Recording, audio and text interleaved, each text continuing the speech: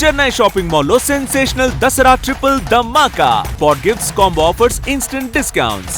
Asia cup final 41 చరిత్రలో అరుదైనటువంటి మైలురాయి ఇప్పుడు చూసే అవకాశం అందరికీ వచ్చింది. ఆర్క్ రైవల్స్ గా చెప్పుకునేటువంటి ఇండియా, పాకిస్తాన్ ఈ ఫైనల్ మ్యాచ్ లో తలపడుతున్నాయన్న విషయం అందరికీ తెలుసు. అలానే తటస్థ వేదిక దుబాయ్ ఇంటర్నేషనల్ క్రికెట్ స్టేడియం దీనికి ఆతిథ్యం ఇస్తుంది. అక్కడ పరిస్థితి ఎలా ఉంది, అరేంజ్మెంట్స్ ఎలా జరుగుతున్నాయి, అలానే ముఖ్యంగా ఇండియా, పాకిస్తాన్ కమ్యూనిటీస్ నుంచి ఉన్నటువంటి రియాక్షన్స్ ఏంటి, ఇవన్నీ తెలుసుకునే ప్రయత్నం చేద్దాం. సుమన్ టీవీ దుబాయ్ ప్రతినిధి అక్కడ రెడీగా ఉన్నారు మన కోసం. ఆయనతో మాట్లాడదాం. సత్య కొమ్మూరి రెడీగా ఉన్నారు మన కోసం. సత్య గారు నమస్తే. నమస్తే అండి కేశవ్ గారు. దుబాయ్ లో మనకి టెంపరేచర్స్ చాలా ఎక్కువ, అది ఆల్రెడీ అందరికీ తెలుసు. బట్ కానీ ఇవాళ ఇక్కడ క్రికెట్ టెంపరేచర్ ఎలా ఉందంటే ఇక్కడ ఉన్న టెంపరేచర్స్ ను కూడా ఎవరు పట్టించుకోవట్లేదు. సో ఇవాళ లిటరల్లీ 40 degrees టెంపరేచర్ ఉంది బయట. ఇక్కడ టెంపరేచర్ కన్నా హ్యూమిడిటీ వల్ల అది మనం 50 degrees దాకా ఫీల్ అవుతాము. కానీ ఎవరు ఆలోచించట్లేదు. అందరూ గ్రౌండ్ కి వెళ్ళి వాళ్ళ మ్యాచ్ చూడాలి, ఇండియాని ఎంకరేజ్ చేయాలి అన్న దీనిలోనే ఉన్నారు. అది ఎంత ఎక్కువ ఉంది అంటే విత్ ఇన్ మినిట్స్ లో టికెట్స్ అన్ని సోల్డ్ అవుట్ అయిపోయినాయి అండి. ఇక్కడ మన దుబాయ్ స్టేడియం ది 30,000 కెపాసిటీ. ఆ 30,000 కెపాసిటీ విత్ ఇన్ మినిట్స్ లో అన్ని టికెట్స్ సోల్డ్ అవుట్ అయిపోయినాయి అంటే ఇక్కడ ఎంత ఫీవర్ ఎంత బాగుందో చూడండి. కానీ అంటే దుబాయ్కి ఒక స్పెషాలిటీ ఏంటంటే మన దేశానికి కానీ పాకిస్తాన్కి కానీ డిస్టెన్స్ వైజ్గా చూస్తే కూడా చాలా తక్కువ. సాధారణంగా మన విఐపీలు, వివిఐపీలు కూడా ఈ మ్యాచ్కి వస్తారు. జనరల్గా ఎప్పుడు ఈవెంట్స్ జరిగినా కానీ లాస్ట్ టైం మ్యాచెస్ జరిగిన సందర్భంలో కూడా సేమ్ అదే టెండెన్సీ కంటిన్యూ అయింది. ఈ ఆసియా కప్ ఫైనల్కి సంబంధించి ఏంటి అక్కడ ఎలా ఉంది? మన వాళ్ళు కానీ, ఇండియన్ కమ్యూనిటీ కానీ, పాకిస్తానీ కమ్యూనిటీ కానీ ఈ రష్ ఎలా ఉంది? చాలా ఎక్కువ ఉందండి. అంటే లిటరల్లీ ఇండియా నుంచి కూడా నాట్ ఓన్లీ సెలబ్రిటీస్ అండి, ఈవెన్ నార్మల్ పీపుల్ కూడా ఇండియా మీద అభిమానం ఉన్న వాళ్ళందరూ టికెట్ పెట్టుకొని ఇక్కడ రావడం గురించి ఎవరు ఆలోచించారండి. ఎందుకంటే మనకి టికెట్స్ కూడా చాలా రీజనబుల్ ఉంటాయి అండ్ ట్రావెలింగ్ టైం కూడా చాలా తక్కువ. జస్ట్ 3.5 hours లో మన ఆంధ్ర నుంచి మనం ట్రావెల్ చేయొచ్చు ఇక్కడికి. సో ముంబై నుంచి ఆల్ సెలబ్రిటీస్ అందరూ చాలా మంది వాళ్ళ వచ్చే అవకాశం ఉందండి. అండ్ వెంకటేష్ గారు అయితే మనకి ప్రతి ఇండియా మ్యాచ్ ఎక్కడ జరిగినా సరే ఇలా సెమీఫైనల్స్ కానీ ఫైనల్స్ కానీ అందులో అగేన్స్ట్ పాకిస్తాన్ అయితే మన సెలబ్రిటీస్ చాలా మంది వస్తారు. ఇవాళ కూడా అలా చాలా మంది వచ్చే అవకాశం కంపల్సరీ ఉందండి. చాలా మంది వస్తారు కూడా. కానీ ఇంత ఆస్పిరేషన్స్ ఉన్నాయి. ఏ స్టేడియం కెపాసిటీ చూస్తే 30,000 ఉన్నాయి. ఆల్రెడీ ఆన్లైన్ లో రిపోర్ట్స్ చూస్తేనేమో 28,000 సోల్డ్ అవుట్ అని చెప్పని అంటున్నారు. సో సరిపోతుందా? అక్కడ ఉన్నటువంటి మనకున్న ఇన్ఫర్మేషన్ ప్రకారం చూస్తే యుఏఈలోనే 30-40 లక్షల మంది ఇండియన్స్ ఉంటారని చెప్పారు. ఇంకా పాకిస్తానీ లెక్క కూడా ఆల్మోస్ట్ అంత ఉండొచ్చేమో, ఒక 25 లక్షలు ఉండొచ్చేమో. ఈ రెండు కమ్యూనిటీ అంటే మనం ఒక ఆర్క్ రైవలరీ ఉంది అనేటువంటి ఫీలింగ్. ఆపరేషన్ సింధూర్ తర్వాత పదే బాయ్కట్ కాల్స్ ఇవన్నీ వినిపిస్తున్నాయి. వీటి ప్రభావం, వీటి ఎఫెక్ట్ ఏమైనా ఉంటుంది? ఆల్రెడీ 2 మ్యాచ్లు చూసాం ఇండియా, పాకిస్తాన్. సో ఇది 3వ మ్యాచ్, ముచ్చటగా 3వ మ్యాచ్ ఇదే టోర్నమెంట్లో. సో ఈ కోపాలు, తాపాలు, ఈ ఆర్క్ రైవలరీ అనేటువంటి ఫీలింగ్స్ అటువంటివి ఏమన్నా కనిపిస్తున్నాయా అక్కడ? కనిపిస్తున్నాయా అంటే మనకి ఫస్ట్ మ్యాచ్ జరిగినప్పుడు కొంచెం చూసామండి. ఇక్కడ యాక్చువల్లీ జనరల్ గా అయితే ఇక్కడ 30,000 కెపాసిటీ అనేది చాలా తక్కువ. లిటరలీ 75-80% పీపుల్ ఇండియన్స్ తోనే సరిపోతుంది అది. అయినా కూడా ఇండియన్స్ కి టికెట్స్ దొరకవు ఇంకా. బట్ ఫస్ట్ మ్యాచ్ జరిగేటప్పుడు మాత్రం ఈ బాయ్కాట్ ఫీవర్ చాలా బాగుంది. దానివల్ల ఏమైంది అంటే కొన్ని టికెట్స్ సోల్డ్ అవుట్ కూడా అవ్వలేదు. మనకి కొంత పార్ట్ ఆఫ్ గ్రౌండ్ లిటరల్లీ కొన్ని సీట్స్ అన్ని వేకెంట్ కూడా కనిపించినాయి మన లైవ్ లో మ్యాచ్ చూసినట్టయితే. బట్ ఎప్పుడైతే ఆ మ్యాచ్ అయిపోయిన తర్వాత చిన్న కాంట్రవర్సీ ఒకటి జరిగింది, షేక్ హ్యాండ్ ఇవ్వలేదు. అండ్ మనం సూర్యకుమార్ యాదవ్ గారు కూడా ప్రెజెంటేషన్ లో మన ఆర్మీకి ట్రిబ్యూట్ కింద అలా కొన్ని స్టేట్మెంట్స్ ఏవైతే చేశారో దాని తర్వాత కొంచెం థీమ్స్ మారినాయి పాకిస్తాన్ వాళ్ళ దగ్గర నుంచి వచ్చిన రియాక్షన్ గానీ. సో మొన్న జరిగిన Super 4 లో జరిగిన మ్యాచ్ కి ఫుల్ అటెండెన్స్ వచ్చింది ఆల్మోస్ట్. బట్ ఇప్పుడు ఫైనల్స్ కి అయితే మాత్రం అసలు ఎప్పుడెప్పుడు స్టార్ట్ అవుతుందా అని ఎదురు చూస్తున్నారు. అండ్ అది కూడా ఏంటి అంటే ఈ పాకిస్తాన్ తో మ్యాచ్ అనేది 41 years తర్వాత first time finals, Asia cup finals లో చూస్తున్నాం మనం.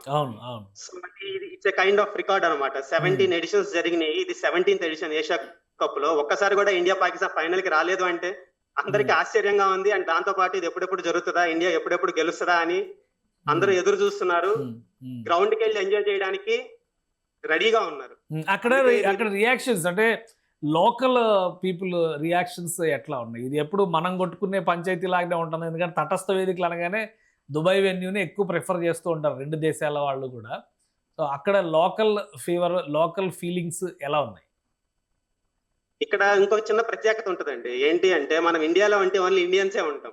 కానీ ఇక్కడ ఎంప్లాయీస్ అందరికి ఏమవుతుంది అంటే ఒకే కంపెనీలో ఇండియన్స్, పాకిస్తానీస్ పక్క పక్కన కూర్చొని పని చేస్తాం. ఓకే. ఓకే. సో ఇక్కడ ఫైర్ ఇంకా డిఫరెంట్ గా ఉంటది అనమాట. ఏదైనా మ్యాచ్ జరుగుతుంది, రేపు మ్యాచ్ ఉంది అంటే ముందు రోజు నుంచి ఒక కైండ్ ఆఫ్ డిస్కషన్, ఒక కైండ్ ఆఫ్ టెన్షన్ స్టార్ట్ అవుతుంది ఆఫీస్ లో కూడా. సో మ్యాచ్ జరిగిపోయిన తర్వాత ఇంకొక రకంగా ఉంటుంది. ఎవరు ఓకే. గెలిస్తే వాళ్ళు ఒక రకంగా తిరుగుతుంటారు, మిగిలిన వాళ్ళందరూ ఇంకొక రకంగా తిరుగుతుంటారు ఆఫీస్ లో. So okay. ఆ డిబేట్స్ గానీ, ఆ డిస్కషన్స్ గానీ హెల్దీగా ఉంటాయి. అదేదో కొట్టుకోము. బట్ అలా అని చెప్పి అసలు మాకేం సంబంధం లేదన్నట్టు కూడా ఉండము. మంచి ఒక kind of good discussion, good debates జరుగుతాయి. ఎవరు బాగా ఆడారు, ఎవరు బాగా ఆడలేదు, ఎందుకు అలా జరిగింది, ఏం జరిగింది, we enjoy that process also. ఇక్కడ మేము అదంతా కూడా మంచి ఒక కైండ్ ఆఫ్ ఫన్ ఎంజాయ్మెంట్ వస్తుంది మాకు ఇక్కడ. ఓకే. అంతా కూడా స్పోర్టింగ్ స్పిరిట్ తోనే ఉంటది. అంతా స్పోర్టింగ్ స్పిరిట్ తోనే ఉంటది. ఏది సీరియస్ గా తీసుకొని మనాళ్ళు ఇక్కడ కొంతమంది పొలిటికల్ స్టేట్మెంట్స్ ఇస్తా ఉంటారు అనమాట. సో ఆ పొలిటికల్ స్టేట్మెంట్స్ లాంటి సిచ్యుయేషన్స్ అయితే ఉండవు మీకు అక్కడ. ఇక్కడ లేదండి. ఇక్కడ మాక్సిమం అంతా కూల్ గా, కామ్ గా, ఒక ప్రొఫెషనల్ వేలోనే ఉంటుంది. ఎందుకంటే రోజు పక్క పక్కన కూర్చొని వర్క్ చేస్తాము. సో వాళ్ళ మెంటాలిటీస్ మనకి, మన మెంటాలిటీస్ వాళ్ళకి తెలుస్తాయి. సో మనకి మెయిన్ ఈ పాలిటిక్స్ ఎక్కువ ఇక్కడ ఇది ఒక కామన్ వెన్యూ కాబట్టి ఇక్కడ అలాంటి డిస్కస్ కూడా చేయకూడదు. అది ఇక్కడ ఎలోడ్ కూడా కాదు. సో ఇక్కడ మంచి గుడ్ రిలేషన్ ఉంటుంది. బట్ మ్యాచ్ వచ్చేప్పటికి మాత్రం ఆ రైవల్రీ అలానే కంటిన్యూ అవుతుంది. సో మీరా మేమా ఎవరంటే వాళ్ళే అన్నట్టు ఉంటాము.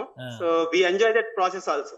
అండ్ ఇక్కడ ఈ మ్యాచ్ కూడా టికెట్స్ కూడా మనకి 30,000 ఉంటాయి, కానీ ఇక్కడ జనాలు చాలా ఎక్కువ. సో దాన్ని అకామిడేట్ చేయడానికి మనకి ఎక్కడికక్కడ స్క్రీన్స్ పెట్టి రెస్టారెంట్స్ కానీ, స్పోర్ట్స్ అండ్ బార్స్ కానీ వాటన్నిటిలో, అండ్ ఈవెన్ ఫ్యామిలీస్ అందరూ వాళ్ళకి వాళ్ళు గ్యాదర్ అయ్యి ఒక చిన్న ప్లేస్ లో ఒక ప్రొజెక్టర్, ఒక స్క్రీన్ లాంటిది పెట్టుకొని కూర్చొని అందరూ మంచి సెటప్స్ చేసుకొని ఎంజాయ్ చేస్తారండి ఇవాళ. సో సేమ్ అంటే ఇండియాలో ఎలాగా జోష్ కనిపిస్తుందో ఈ మ్యాచ్లు వచ్చినప్పుడు అక్కడ కూడా సేమ్ అదే సిచ్యుయేషన్స్ రిపీట్ అవుతాయి అంటారు. ఎస్, అసలు ఏ మాత్రం తగ్గదండి. మీరు ఇండియాకి ఇక్కడ 1% కూడా ఏమీ తక్కువ ఉండదు. కానీ ఇక్కడ మీరు ఇంకా లైవ్ లో ఎక్స్పీరియన్స్ చేయొచ్చు. ఎందుకంటే పాకిస్తానీస్ తో ఇండియన్స్ పక్క పక్కన కూర్చొని పక్క పక్కన టేబుల్స్ లో కూర్చొని ఒక స్క్రీన్ మీద మ్యాచ్ చూస్తే ఎంజాయ్ చేస్తారు. సో మీరు ఒకసారి ఊహించుకోండి అది ఎలా ఉంటుందో ఆ సీన్ అనేది. ఓకే. మనకి మామూలుగా ఏదైనా చిన్న మ్యాచ్ ఉంటే, ఒకవేళ ఇండియాలోనే పాకిస్తాన్ ఇండియా మ్యాచ్ జరిగితే సెక్యూరిటీ రీజన్స్, సెక్యూరిటీ థ్రెట్లు, లేదంటే హై అలర్ట్నెస్ ఇట్లాంటివన్నీ ఉంటాయి. మరి లా అండ్ ఆర్డర్ ఇష్యూస్ అట్లాంటివన్నీ వస్తూ ఉంటాయి. అక్కడ లోకల్ గా లా అండ్ ఆర్డర్ కానీ ఈ యాక్టివిటీస్ అన్ని ఎట్లాగా హ్యాండిల్ చేసే అవకాశం ఉంటుంది? ఇక్కడ చాలా బాగా ప్రొటెక్షన్ ఇస్తారండి. గ్రౌండ్ లో అయితే కంపల్సరీ 100% నార్మల్ మ్యాచ్ కన్నా కూడా డబుల్ సెక్యూరిటీ ఉంటుంది. బట్ మీరు ఇంకా బయట అంటారా, బయట కూడా కొన్ని క్రౌడెడ్ ఏరియాస్ ఉంటాయి మనకి. ఎక్కడైతే మనకి ఎనీవే గవర్నమెంట్ కి ఒక ఐడియా ఉంటుంది ఎక్కడ ఏ నేషనాలిటీస్ ఎక్కువ ఉంటారు. సో ఎక్కడ మ్యాచెస్ అంతా వీళ్ళు అబ్జర్వ్ చేస్తూనే ఉంటారండి. దేన్ని కూడా చూసి చూడనట్టుగా ఏది వదలరు. మొత్తం అంతా ఫుల్ సర్వేలెన్స్ ఉంటుంది. సో ఎక్కడ ఏ మాత్రం చిన్న డౌట్ వచ్చినా సరే ఇమ్మీడియట్ గా పోలీస్ డిపార్ట్మెంట్ వాళ్ళు తీసుకోవాల్సిన జాగ్రత్తలన్నీ తీసుకుంటారు. బట్ కాకపోతే ఏంటంటే మాక్సిమం గొడవలు పడరు. 99% గొడవలు పడరు. ఎవరి వాళ్ళు ప్రొఫెషనల్ గానే ఉంటారు. కాకపోతే ఏంటంటే ఎవరు గెలిస్తే వాళ్ళు వచ్చి వాళ్ళు ఎంజాయ్ చేస్తారు అంతే. బట్ ఏంటి అంటే ఈవెన్ దో వాళ్ళకి ఏమాత్రం 1% డౌట్ ఉన్నా సరే అక్కడ ముందే రెడీగా ఉంటారండి. అది ఏ మాత్రం ఇక్కడ గొడవలు జరగనివ్వరు, ఒకళ్ళకి ఇబ్బంది కలగనివ్వరు. సో చాలా స్ట్రిక్ట్ గా ఉంటుంది. అవసరమైతే వెంటనే డిటెన్షన్ అన్నమాట, లోపల వేసేస్తారు. అందుకే జనరల్ గా అంత రిస్క్ తీసుకోరండి. బట్ ఏమైనా జరిగితే మాత్రం చాలా సీరియస్ పరిణామాలు అయితే ఉంటాయి, చాలా తీవ్రంగా ఉంటాయి. సో ఇంకొకటి సత్య గారు, ఒక డౌట్ ఏంటంటే, సార్ ఈ మ్యాచ్ కంటే మనకు ఛాన్సెస్ లేవు, కానీ మీరు చెప్పిన డిస్టెన్స్ 3.5 గంటల్లో రీచ్ అయిపోవడం, స్టేడియం కెపాసిటీ, వీటిని బట్టి మామూలుగా ఇంట్రెస్ట్ ఉన్న వాళ్ళు కూడా చూడొచ్చు. అంటే అసలు దుబాయ్లో క్రికెట్ చూడాలంటే ఆ మ్యాచ్కి సంబంధించిన టికెట్లు కానీ, ఆ రేట్లు కానీ ఎలా ఉంటాయి? ఓన్లీ సంపన్నులు మాత్రమే కొనుక్కొని రాగలిగేటువంటి పరిస్థితి ఉంటుందా? అలా ఏం ఉండదండి. అంటే platinumlist.com అని మనకు వెబ్సైట్ ఉంది. అది అఫీషియల్ వెబ్సైట్. మన అఫీషియల్ వెబ్సైట్ లో పర్చేస్ చేసుకోవచ్చు. మీరు నార్మల్ గా ఎనీ నార్మల్ మ్యాచ్, అంటే ఇప్పుడు ఇండియా వర్సెస్ ఒమాన్ జరిగింది, సో అలాంటి మ్యాచ్ చూసుకున్నారు అంటే మనకి దిరమ్స్ లో చెప్పాలి అంటే 50 dirhams, 75 dirhams తో టికెట్ స్టార్ట్ అయింది. 75 dirhams అంటే ఇంటూ 24-25 వేసుకోండి. సో మనకి 1500, 2000 లో మనకి టికెట్ దొరికేస్తుంది. So it's not a big deal. మనకి ఇక్కడ మ్యాచ్ చూడడం కష్టం అనేది అలా అయితే లేదు. బట్ కానీ ఇండియాలోనే టికెట్ కాస్ట్ ఎక్కువ ఉంది క్రికెట్ మ్యాచ్ టికెట్. అంతే అండి, చెప్పాలంటే అలాగే. ఎందుకంటే ఇక్కడ మనకి వీకెండ్, వర్కింగ్ డే కూడా మ్యాటర్స్ అండి. ఎందుకంటే ఇక్కడ మనకు హాలిడే పాలసీ కానీ అవన్నీ కొంచెం డిఫరెంట్ ఉంటాయి. మనకి ఇండియాలో అంటే అలా కాదు. ఇండియాలో మనం ఎప్పుడు కావాలంటే అప్పుడు 1 day లీవ్ తీసుకొని వీకెండ్ మేనేజ్. బట్ మనకి ఇక్కడ అలా ఉండదు. ఇక్కడ హాలిడే పాలసీ కొంచెం డిఫరెంట్ ఉంటుంది కాబట్టి వర్కింగ్ డే లో మ్యాచ్ జరిగింది అంటే కొంచెం డిమాండ్ తక్కువ ఉంటుంది నార్మల్ మ్యాచెస్ కి. సో ఆ టైంలో మనకి టికెట్ ప్రైజెస్ అన్ని ఇండియా కన్నా కంపేర్ చేస్తే సమ్ టైమ్స్ ఈవెన్ తక్కువ కూడా అవుతుంది. బట్ ఇండియా పాకిస్తాన్ మ్యాచ్ మాత్రం అసలు మనకి ఎక్స్పెక్ట్ చేయడానికి లేదు. అది వర్కింగ్ డే అయినా, వీక్ డే అయినా, ఏదైనా సరే ఇప్పుడు మీరు చూసుకున్నారంటే లిటరల్లీ ఇప్పుడు ఇండియా పాకిస్తాన్ మ్యాచ్ వరుసనే థర్డ్ మ్యాచ్ జరుగుతుంది. అవునవును, మూడో మ్యాచ్. ఇమీడియట్ గా 3 times జరిగినా సరే ఇవాళ మ్యాచ్ కి ఎంత డిమాండ్ ఉందంటే, సో చెప్పినట్టు విత్ ఇన్ మినిట్స్ లో టికెట్స్ అన్ని సోల్డ్ అవుట్ అయిపోయినాయి. సో ఇప్పుడు మీకు So, అక్కడ అంత ఈ రోజు demand సండే అంటే మనకి వర్కింగ్ డే కాదు, హాలిడే అని ఎంజాయ్ చేస్తూ ఉంటారు ఇండియాలో అందరూ టీవీల ముందర కూర్చొని. అవును. అక్కడ ఈ రోజు ఏంటి మరి, వర్కింగ్ డేనా హాలిడేనా? లేదండి, ఇక్కడ హాలిడే అండి. అంటే ఒకప్పుడు UAE లో ఫ్రైడే సాటర్డే హాలిడేస్ ఉండేవి, బట్ ఒక 3-4 years బ్యాక్ నుంచి మనకి సాటర్డే సండే హాలిడే చేశారు. ఓకే. సో ఇవాళ సండే మనకి వీకెండ్. ఇక్కడ అందరూ లిటరల్లీ చాలా రెడీగా ఉన్నారనమాట. మొత్తం అన్ని సెటప్ అరేంజ్మెంట్స్ అన్ని చేసుకొని మ్యాచ్ ఎంజాయ్ చేయడానికి రెడీగా ఉన్నారు. ఓకే, మీరు మ్యాచ్లు చూస్తున్నారో మరి, ఎవరు మీ ఎక్స్పెక్టేషన్ ఏంటి? ఆన్లైన్లో ఎవరికాళ్ళు బెట్టింగ్లు వేస్తున్నారు, రకరకాల అంచనాలు. 2 మ్యాచ్లు కొట్టారు కాబట్టి ఇండియానే స్వీప్ చేస్తుందని చెప్పని అంటున్నారు, పాకిస్తాన్ ప్రతీకారం తీర్చుకుంటుంది అంటారు. మీ ఎక్స్పెక్టేషన్ ఏంటి? సో నా ఎక్స్పెక్టేషన్ అయితే ఇండియానే గెలుస్తుందండి. ఎందుకంటే ఓవరాల్ టీం పరంగా చూస్తే India is in very much better position than Pakistan అని చెప్పొచ్చు. అండ్ ఈ సిరీస్ లో చూసినా కూడా మనం ఆడిన అన్ని మ్యాచ్లు అన్ని గెలిచాం. సో బట్ కానీ మన ఇండియన్ టీమ్ లో కూడా కొన్ని ప్రాబ్లమ్స్ ఉన్నాయి. అంటే మనకి ఓపెనింగ్ బాగా దొరుకుతుంది. శుభ్మన్ గిల్, అభిషేక్ శర్మ చాలా బాగా ఆడుతున్నారు. బట్ అభిషేక్ శర్మ మంచి ఫైర్ తో ఆడుతున్నారు, 200 స్ట్రైక్ రేట్ తో మనకి ఓపెనింగ్ ఇస్తున్నారు. సో తర్వాత మిడిల్ ఆర్డర్ మీద అంత ప్రెషర్ పడట్లేదు. సో మనం శ్రీలంక మ్యాచ్ తప్ప ఇంకే మ్యాచ్ తీసుకున్నా కూడా మిడిల్ ఆర్డర్ తో మనకు అంత అవసరం రాలేదు, వాళ్ళ పర్ఫార్మెన్స్ కూడా అంత కనిపించలేదు. శ్రీలంక మ్యాచ్ లో కొంచెం అందరూ హార్దిక్ పాండ్యా గానీ, తిలక్ వర్మ గానీ వీళ్ళందరూ కొంచెం కాంట్రిబ్యూట్ చేశారు. It's a good sign. మనకి ఫైనల్ మ్యాచ్ కి అది మనకి యూజ్ అవుతుంది. సో వాళ్ళందరూ ఫామ్ లోకి వస్తే కనుక మనకు అసలు ఆలోచించాల్సిన అవసరం లేదు. అండ్ ఓపెనింగ్ ని టార్గెట్ చేయాలి, ఓపెనింగ్ ని కొలాప్స్ చేయాలని చెప్పని షోయబ్ అఖ్తర్ లాంటి వాళ్ళు పాకిస్తాన్ కి చాలా క్లియర్ హింట్స్ ఇస్తున్నారు కదా. అవును. సో అదే చెప్పా కదా, ఎందుకంటే అభిషేక్ శర్మ ప్రతి మ్యాచ్ లో 200 స్ట్రైక్ రేట్ తో ఆడారు ఆయన. సో మినిమం స్కోర్ ఆయన 30 చేస్తున్నారు, మాక్సిమం స్కోర్ 75 చేస్తున్నారు. సో 30 to 75 మనకి 5 hours లోపల 75 స్కోర్ వచ్చింది అంటే it's very difficult to chase that afterwards. Or else మనం చేజింగ్ లో కొట్టాము అంటే మనకి చాలా ఈజీ అయిపోతుంది మిగిలిన స్కోర్ రీచ్ అవ్వడానికి. సో అందుకని వాళ్ళు అభిషేక్ శర్మని మెయిన్ టార్గెట్ చేసుకున్నారు. బట్ ఏంటంటే సూర్యకుమార్ యాదవ్ కనుక ఫామ్ లోకి వచ్చారు అంటే మనకి అభిషేక్ శర్మ అయినా సూర్యకుమార్ యాదవ్ అయినా మనకి స్కోర్ ఏమి డిఫరెన్స్ రాదు. సో అదొక్కటే మనం ఎక్స్పెక్ట్ చేస్తున్నాము. మన మిడిల్ ఆర్డర్ ఫైర్ అవ్వాలి. సో సంజు శాంసన్ కూడా చాలా బాగా ఆడారు మొన్న శ్రీలంక మ్యాచ్ మీద. సో సూర్యకుమార్ యాదవ్, సంజు శాంసన్, హార్దిక్ పాండ్యా వీళ్ళ ముగ్గురు దగ్గర నుంచి పర్ఫార్మెన్స్ ఇవాళ ఎలా వస్తుంది అనే దాని మీద మనం స్కోర్ డిపెండ్ అయి ఉంటుంది. హోప్ఫుల్లీ మనం 200 అయితే మినిమం చేయాలి. 200 అండ్ అబోవ్ చేస్తే ఆలోచించక్కర్లేదు. అది ఎందుకు అంటే ఇవన్నీ ఇక్కడ స్లో పిచెస్ అండి. మనకి UAE లో ఉన్న పిచెస్ బేసిక్. పిచ్ రిపోర్ట్ ఎలా ఉంటుంది? మిమ్మల్ని అదే అడుగుతాను, పిచ్ రిపోర్ట్ ఏంటి పరిస్థితి? అది మనకు కలిసి వచ్చే అవకాశం ఉంటుందా ఏంటి అని డౌట్. మనకి కలిసి వస్తుందండి, ఎందుకంటే మనకి మెయిన్ స్పిన్నర్స్ 2 ఉన్నారు. వరుణ్ చక్రవర్తి ఉన్నారు, కుల్దీప్ యాదవ్ గారు ఉన్నారు. సో వాళ్ళిద్దరూ చాలా మంచి ఫామ్ లో ఉన్నారు. ఎలాంటి టీం అయినా సరే అవతల ఉన్న వాళ్ళని బాగా కట్టడి చేస్తున్నారు, వికెట్లు తీస్తున్నారు, ఎక్కువ బౌండరీస్ ఇవ్వట్లేదు. సో వాళ్ళిద్దరూ వేసే 8 overs అనేది చాలా ఇంపార్టెంట్. అండ్ దాని తర్వాత మనకి శివం దుబే రూపంలో ఒక మీడియం పేసర్ ఉన్నారు. ఆ medium pacer spinners they main important role అవుతుంది. సో మీరు సూపర్ 4 లో జరిగిన ఇండియా వర్సెస్ పాకిస్తాన్ మ్యాచ్ చూసినా కూడా ఆ మ్యాచ్ లో మెయిన్ శివం దుబేనే మ్యాచ్ ని మొత్తం మన వైపు కరెక్ట్ గా చెప్పాలి అంటే. ఎందుకంటే పేసర్స్ ఎక్కువ రన్స్ ఇచ్చినప్పుడు ఆయన వచ్చిన తర్వాత ఒక్కసారిగా 10 overs తర్వాత మ్యాచ్ మొత్తం స్వరూపం మారిపోయింది. మన సైడ్ టర్న్ అయిపోయింది మ్యాచ్.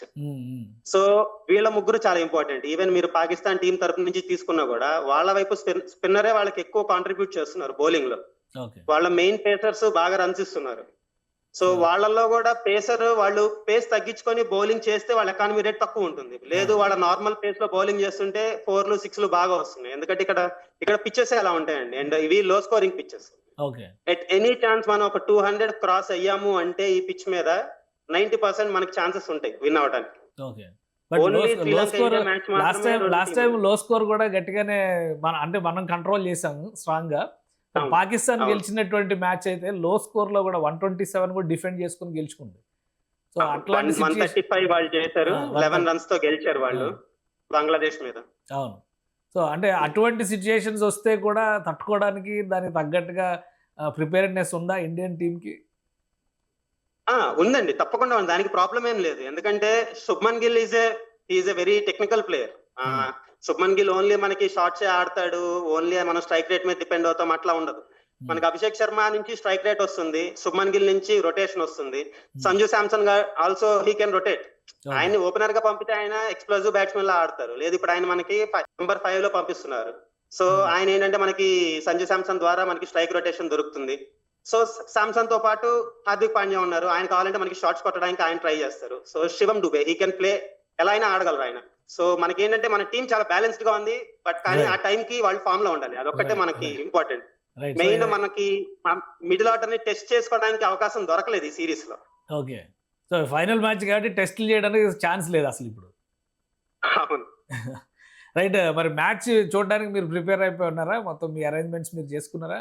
యా ప్రిపేర్డ్ అండి. ఈవినింగ్ అందరం మేము ఒక ఫ్రెండ్స్ అందరం ఇక్కడ గ్యాదర్ అవుతున్నాము. గ్యాదర్ అయ్యి ఒక షాట్ కి వెళ్ళి సో దట్ ఒక స్క్రీన్ అరేంజ్ చేసుకొని we want to enjoy with audience అనమాట. ఓన్లీ ఇంట్లో కూర్చొని అలాగా సింగిల్ గా కాకుండా సో పబ్లిక్ తో పాటు ఈ ఎక్స్పీరియన్స్ షేర్ చేసుకోవాలి.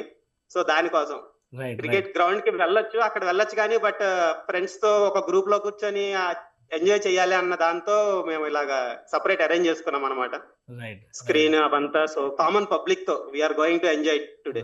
Right. Thank you Satya garu. మళ్ళీ విన్నింగ్ సెలబ్రేషన్స్ లో కలుద్దాం. థ్యాంక్ యూ సో మచ్ అండి. రైట్. ఇది దుబాయ్ నుంచి all the best to team India. Yeah all the best అండి. టీమిండియా కప్ గెలుచుకు రావాలి. ఇది ఫైనల్ మ్యాచ్ కాబట్టి అందరూ కూడా అదే ఆశతో ఉన్నారు. సత్య ఇచ్చినటువంటి గ్రౌండ్ రిపోర్ట్ చూస్తే అక్కడ పిచ్ కానీ టీమ్ బ్యాలెన్స్ విషయంలో కానీ ఎమోషన్స్ లోకల్గా India Pakistan plus local natives emotions కానీ చూస్తే కనుక ఇప్పుడు ఉన్నటువంటి ఈక్వేషన్స్లో ఇండియాకి అనుకూలమైనటువంటి అంశాలు ఎక్కువగా ఉన్నాయన్నారు. ఆసియా కప్ ఫైనల్కి ఇండియాకి ఆల్ ద బెస్ట్ చెప్దాం.